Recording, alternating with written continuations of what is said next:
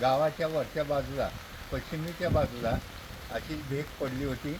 परंतु तेथील शेतकरी दरवर्षी त्या शेतांची अ, मशागत करून किंवा शेत वजवून अ, ती भेग मोजली होती. परंतु आता कालच्या पावसामुळं ते भेग आम्ही प्रत्यक्ष पाहिली.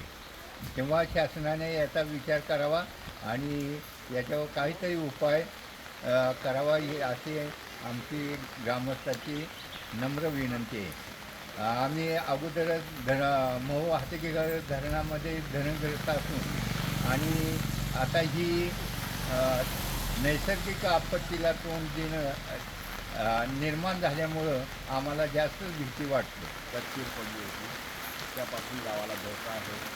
शासनाला तात्पुरत्या त्या काळात सुद्धा निवारी शेड बनवले होते, परंतु हे वारंवार होत असल्यामुळे शासनाने याच्यावर ठोस काहीतरी उपाय करावा. आता आम्ही सुद्धा सगळे लोक भीतीच्या छायेमध्ये आहेत.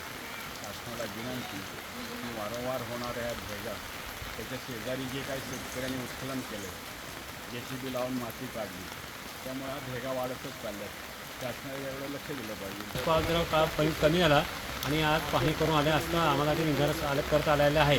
त्यानंतर आज ते उत्खनन झालेले आहे आणि त्यामुळे ते भेगा पडलेले आहेत. त्याचप्रमाणे आम्ही महू धरणामध्ये आम्ही प्रकल्पग्रस्त आहोत आणि आमचं गाव एकदम अडचणीमध्ये.